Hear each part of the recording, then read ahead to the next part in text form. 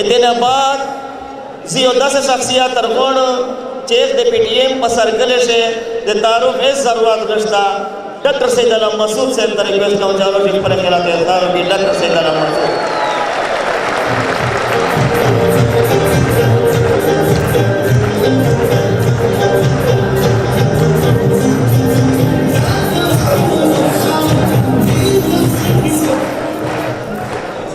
محترم صدر مجلس د تاریخی بانی گل په دغه سټیډیم شي په دمره ګڼ تعداد شي روغلی عزیزونه اول خو تاسو مبارکي درکوم چې بانی د جنوبي اضلاع تاریخي طور باندې صدر مقام دی او چې کله بانی ګل چک شوی دی هغه تحریک یې مخ شه بوتلی دی نن د پی ټي ایم دمره غټه جلسه دا ثابتوي چې دا جنګو انشاءالله د پاکستان جرنیلون بیلی او پښتونه به ګټي.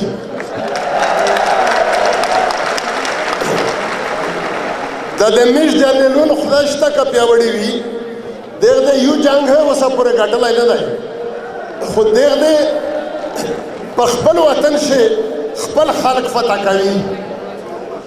دغه تر دې پی ټي ایم ډېرې وړوکې نکتې یې شوې چې ته میش بېزته کومه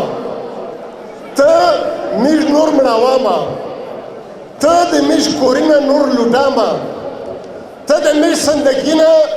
او د میش دکاني نه نور اغلا مه کا په دا باندې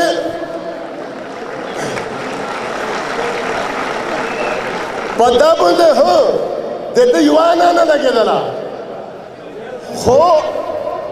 ویلې چې د سپي علاقې چې وي که نه د سپي په د علاقې باندې دا ټول سټیډیم هم شیش دی او دا 100 کلی پکې شیش دی چې بیا راوباسي بیا کاږاوي دا نه سمېږي دا بلکل نه سمېږي دا نه در سره مني دا د تو د حق خبره نه مني چې میش ویایي چې مړومه دا یایي چې مو مورال موتیږي چې میش ورته یایي چې جورومه دا یایي چې مو مورال ختمیږي د ده مورال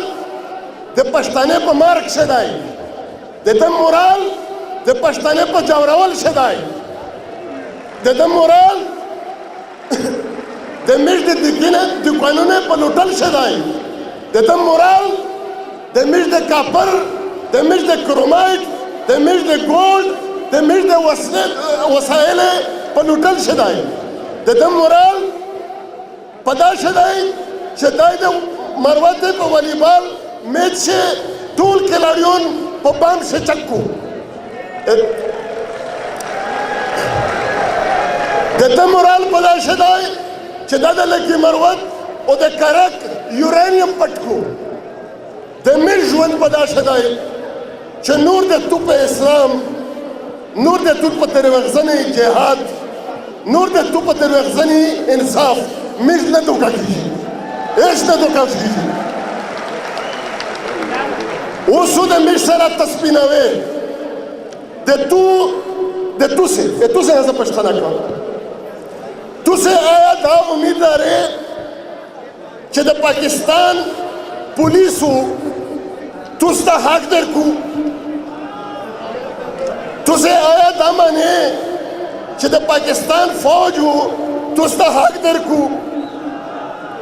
تاسو دا ګڼئ چې د پاکستان عدالت د تاسو په حق شي او د فوج خلاف فیصله وشي تاسو دا ګڼئ چې نواز شریف